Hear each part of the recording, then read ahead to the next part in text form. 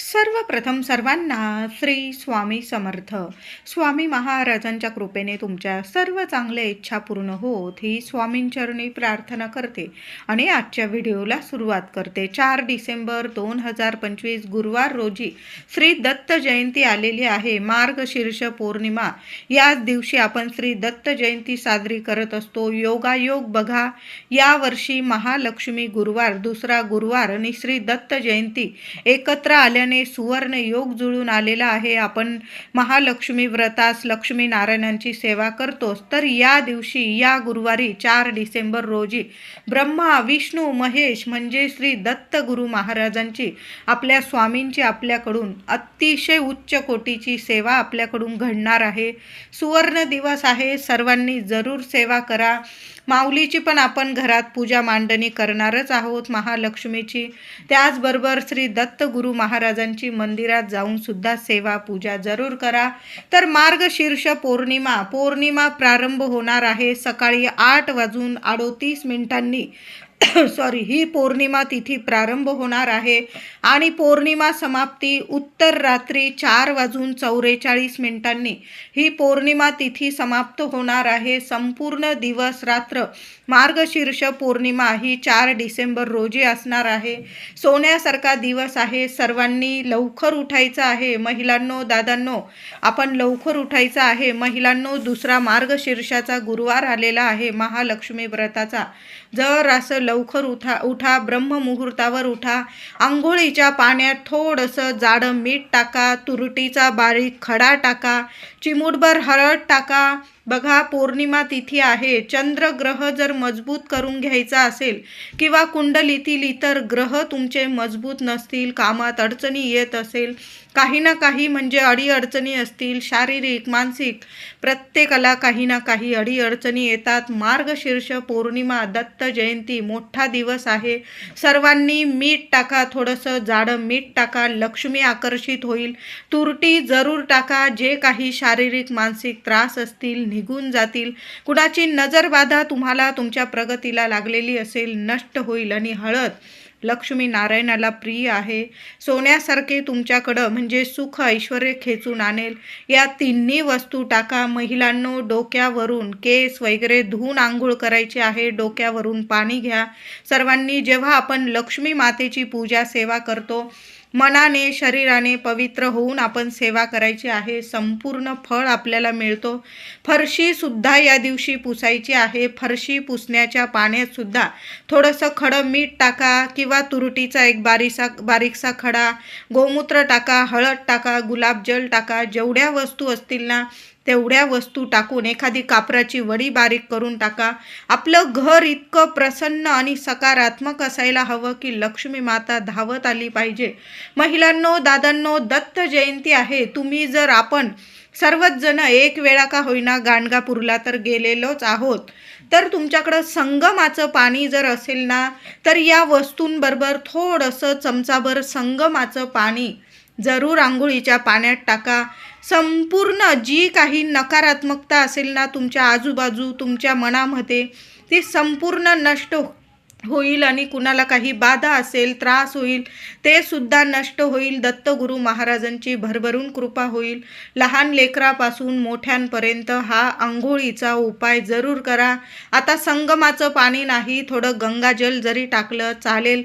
दत्तगुरु महाराजांचं नामस्मरण करा आणि गंगाजल टाका. संगमाचं पाणी जर असेल तर सर्वांनी दत्त जयंतीच्या दिवशी आंघोळीच्या पाण्यात चमचाभर संगमाचं पाणी जरूर टाका आणि त्या पाण्याने आंघोळ करायची आहे.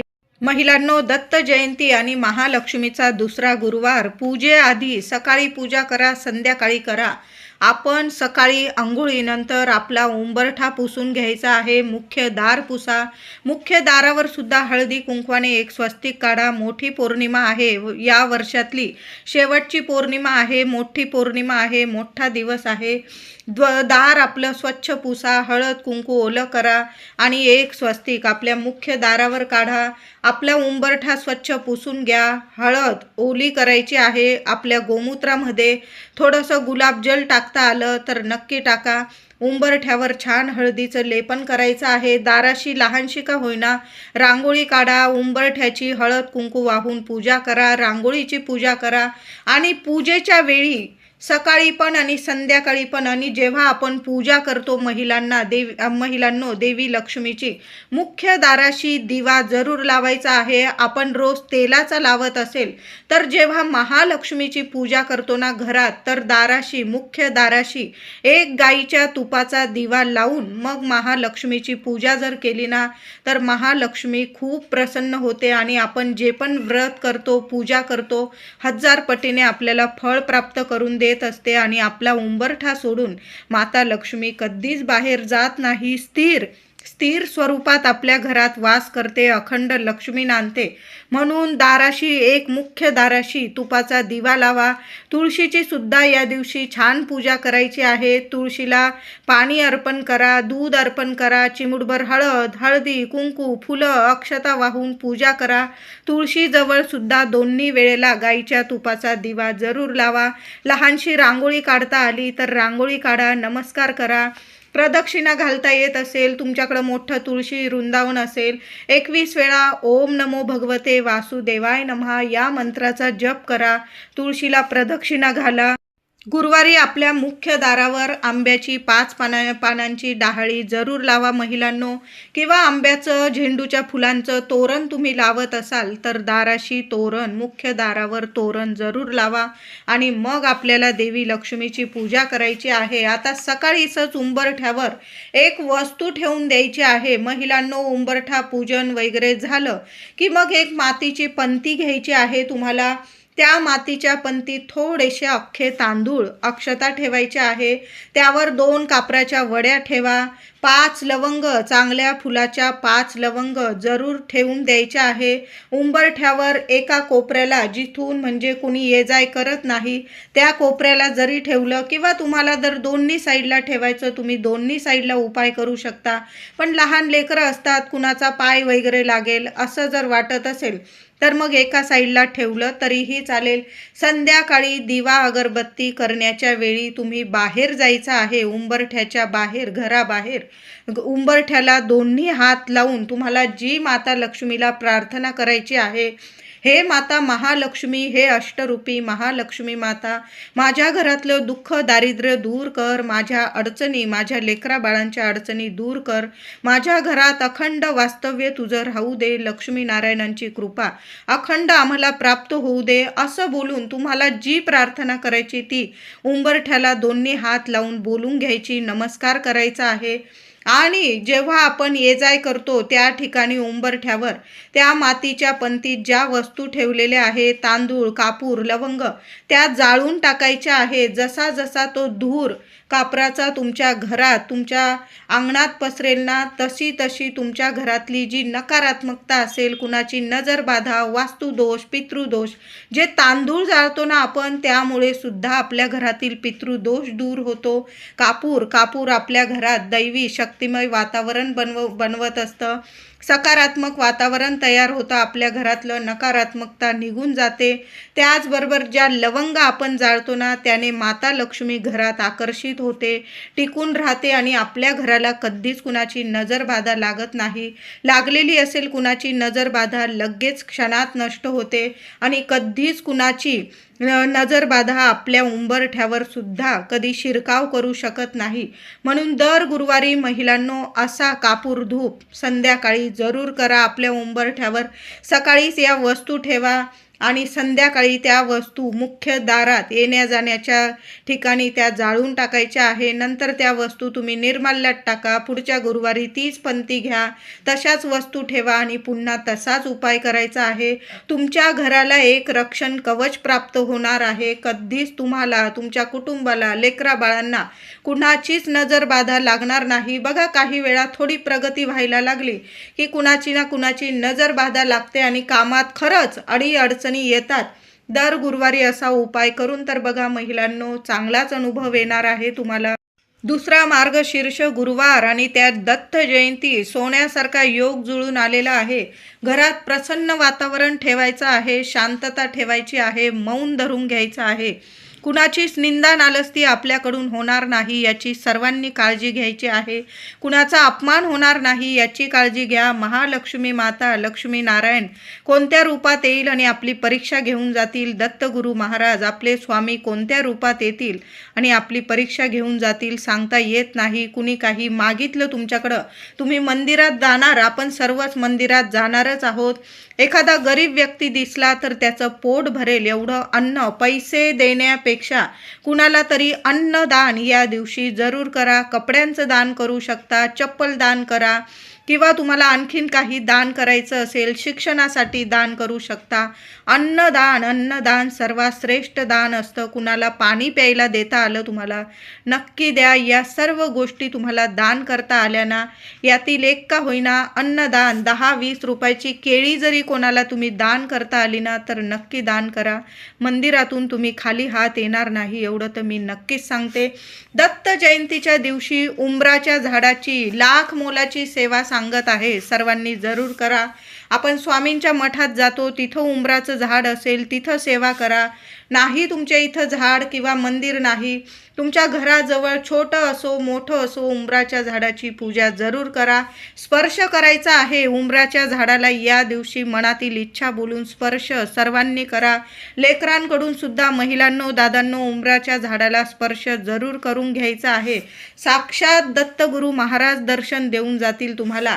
आता उंबराच्या झाडाची पूजा सेवा करताना महिलांनो लोटाभर पाणी घ्या, तांब्याभर चमचाभर दूध टाका, चिमूटभर हळद टाका आणि आपण जायचं आहे उंबराच्या झाडाखाली.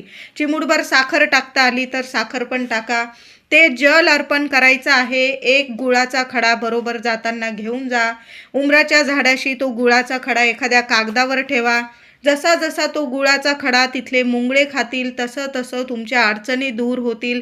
एक तुपाचा दिवा तुपाचाच घेऊन जा महिलांनो, खूप सुंदर अनुभव येतील तुम्हाला. गाईच्या तुपाचा दिवा, एक मातीची पंती घ्या, फुलवाट टाका, तूप टाका आणि आपण उंबराची सेवा पूजा केल्यानंतर दिवा सुद्धा लावा. हळदी कुंकू नेलेलं असेल तर अर्पण करा, फुलं नेलेली असेल अर्पण करा. छान अशी सेवा करायची आहे, पूजा करायची आहे. दत्त जयंतीला सर्वांनी स्वामींच्या मंदिरात जरूर जायचं आहे. दत्तगुरू महाराजांचं मंदिर असेल तिथं जा. स्वामींचं असेल, गजानन महाराजांचं असेल, साईबाबांचं असेल, देव एकच आहे आपला. ज्या रूपात तुम्ही हाक माराल ना त्या रूपात येऊन दर्शन देऊन जातील.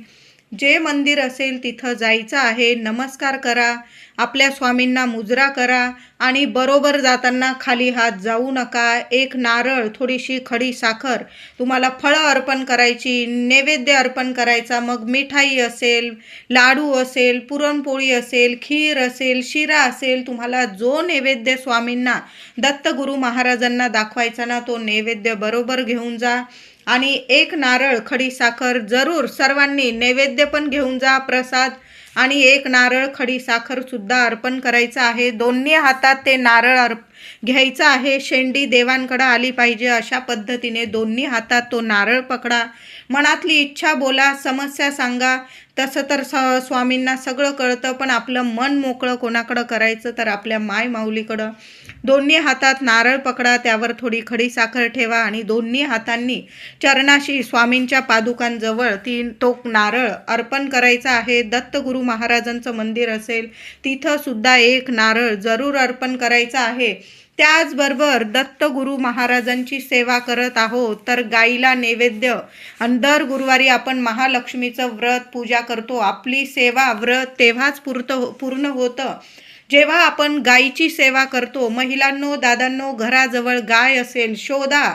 दत्त जयंती आहे आणि त्यात मार्गशीर्षाचा दुसरा गुरुवार, तर गाईला नैवेद्य जरूर द्यायचा आहे. ताजी चपाती घ्या, तूप गूळ लावा आणि तो नैवेद्य स्वतःच्या हाताने खाऊ घालायचा आहे. गोशाला असेल तुमच्या घराजवळ जा आणि तिथं गाईला नैवेद्य द्यायचा आहे. हिरवा चारा खाऊ घाला.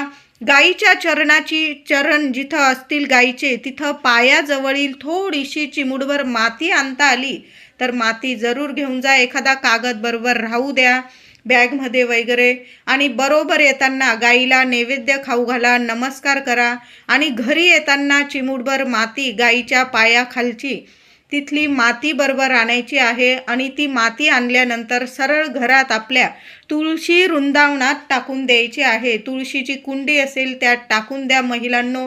लक्ष्मी तुमच्यावर इतकी प्रसन्न होईल की वर्षभर कशालाच कमी पडणार नाही. गाईच्या पायाखालची माती जरूर बरोबर घेऊन या महिलांनो, दादांनो, आणि तुळशीच्या कुंडीत टाका. शुभ मंगल कार्य तुमच्या घरात घडून येतील. ज्या अडचणी असतील त्या दूर होतील. तुमच्या घराजवळ जे कुत्रे असतील, कुत्र्यांना सुद्धा 1 मिळो 4 मिळो सगळ्या कुत्र्यांना थोडं थोडं अन्न जरूर खाऊ घाला. एक जरी कुत्रा मिळाला ना चालेल.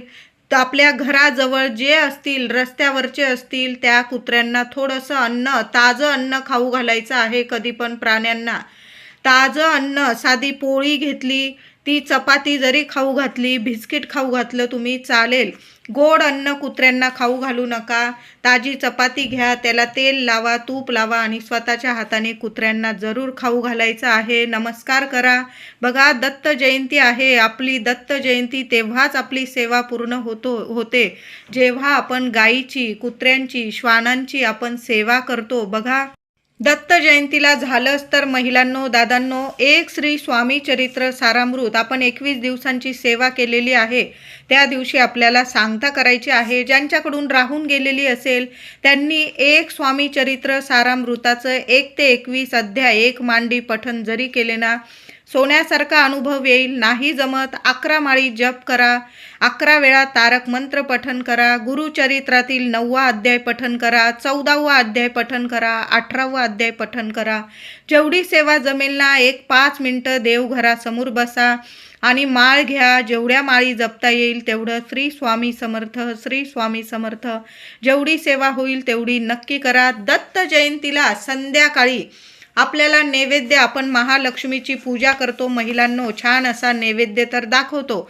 त्या नैवेद्यात एक घेवड्याची भाजी जरूर ठेवा महिलांनो. वरण भात, भाजी पोळी, गोडाचा शिरा किंवा खीर जो नैवेद्य बनवला असेल, पण त्यात घेवड्याच्या शेंगांची भाजी आवर्जून महिलांनो नैवेद्यात जरूर दाखवा. महालक्ष्मीची पूजा सेवा केली आहे तिथं दाखवा. आपले देवघर असेल तिथं नैवेद्य दाखवा. कुणाला दान धर्म करता आला अन्नाचा तर अन्नाचा दान धर्म करायचा आहे. या दिवशी मार्गशीर्ष 2रा गुरुवार आणि त्यात पौर्णिमा, त्यात दत्त जयंती, देवी लक्ष्मीला 11 किंवा 21 लवंग अर्पण करायचे आहे. महिलांनो, पूजा सेवा करून घेतली, कहाणी वाचली, महात्म्य वाचलं, महालक्ष्मी अष्टकाचा पाठ जेव्हा आपण करतो तेव्हा काय करायचं आहे, एका वाटीत 11 किंवा 21 लवंग तुम्हाला जेवढ्या अर्पण करायच्या तेवढ्या एका वाटीत नीट चांगल्या फुलाच्या बघून घ्यायच्या आहे. 1 लवंग हातात घ्यायची, 1 वेळा महालक्ष्मी अष्टकाचा पाठ बोलायचा, माता लक्ष्मीच्या चरणी ती लवंग अर्पण करायचं. असं 11 वेळा, 11 लवंग अर्पण करणार असाल तर 11 वेळा महालक्ष्मी अष्टकाचा पाठ करा. 21 अर्पण करत असाल तर 21 वेळा महालक्ष्मी अष्टकाचा पाठ अर्पण करून ती एक एक लवंग देवी लक्ष्मीला अर्पण करायचे आहे. नंतर शुक्रवारी त्या लवंगा 21 किंवा 11 लवंगा आपण एक छोटासा लाल कपडा घ्यायचा आहे, 1 रुपयाचं नाणं घ्यायचं आणि त्या लवंगा ठेवून द्यायच्या त्या नाण्यावर आणि चांगली पोटली बांधून घ्यायची आणि आपल्या तिजोरीत ठेवायची आहे. वर्षभर तुम्हाला पैसा कधी कमी पडणार नाही. तुमच्या घरात कधीच दरिद्रता येणार नाही, कधी गरिबी येणार नाही. एवढं तर नक्कीच सांगते. सुंदर सेवा आहे, करून बघा महिलांनो. दरवर्षी अशी सेवा करावी. जुन्या लवंगा तुम्ही खाऊन घेतल्या आणि पुढील वर्षी पुन्हा अशी सेवा केली तुम्ही तरीही चालेल. 4 गुरुवारमध्ये 1 गुरुवार तरी ही लवंगांची सेवा जरूर करा महिलांनो. उद्या करा, उद्या नाही जमली 3ऱ्या गुरुवारी करा, 4थ्या गुरुवारी करा, पण अशी लवंगांची सेवा जरूर करा आणि त्या लवंगा वर्षभरासाठी एका लाल कपड्यात 1 रुपयाच्या नाण्यासह बांधून आपल्या तिजोरीत ठेवा. बघा, सोनं, नाणं, पैसा वर्षभर तुमच्या घरात कधीच कमी पडणार नाही. मार्गशीर्ष महिन्याचा 2रा गुरुवार, दत्त जयंती, देवी लक्ष्मी समोर तुम्हाला कापूर सोबत 5 लवंग जाळायचे आहे. संपूर्ण घरात हा धूप पसरवायचा आहे. महिलांनो, आपण उंबरठ्यावर सुद्धा 5 लवंग जाळणार आहोत. माता लक्ष्मी समोर सुद्धा 5 लवंग जाळा. संपूर्ण घरात तो कापूर धूप पसरवायचा आहे. खूप सुंदर अनुभव येतील तुम्हाला यामुळे सुद्धा. दत्त जयंती मार्गशीर्ष गुरुवार तुरुटीचे काही उपाय जरूर करा महिलांनो. आंघोळीच्या पाण्यात तुरुटी टाका, फरशी पुसताना तुरुटी टाका. मुलांना नजर बाधा लागलेली असेल तर मार्गशीर्ष पौर्णिमेला मुलांना पूर्व पश्चिम उभं करा. हातात तुरुटीचा खडा घ्या, डोक्यापासून पायापर्यंत तो तुरुटीचा खडा 7 वेळा उतरवून घ्यायचा आणि पाण्यात आपण बेसिनमध्ये टाकून द्यायचा आहे. लगेच क्षणात तुमच्या मुलांची नजर बाधा उतरून जाईल. त्याचबरोबर एक लाल कपडा किंवा पांढरा कपडा घ्यायचा, एक मोठा तुरुटीचा खडा घ्या, त्यावर 5 लवंग ठेवायचे आहे आणि त्याची पोटली बांधून घ्यायची आहे आणि सकाळी करा संध्याकाळी करा. हा उपाय मुख्य दरवाजात आतून तुम्हाला बांधून द्यायचे आहे. कधीच तुमच्या पैशाला तुम्हाला कधीच कुणाची नजर लागणार नाही. कायम तुमच्या घरात बरकत होईल, प्रगती होईल. कुणाचीच नजर बाधा तुम्हाला, तुमच्या पैशाला, तुमच्या लक्ष्मीला लागणार नाही. तुरटीचे हे उपाय आवर्जून करा. मुलांवरून सुद्धा एक तुरटीचा खडा महिलांनो उतरवून टाका. सकाळी उतरवा, संध्याकाळी उतरवा. मोठी पौर्णिमा आहे. पतिदेवांना नजर लागलेली असेल, कुटुंबातील इतरांना नजर लागलेली असेल तर तुरटीचा खडा नक्की उतरवून टाका.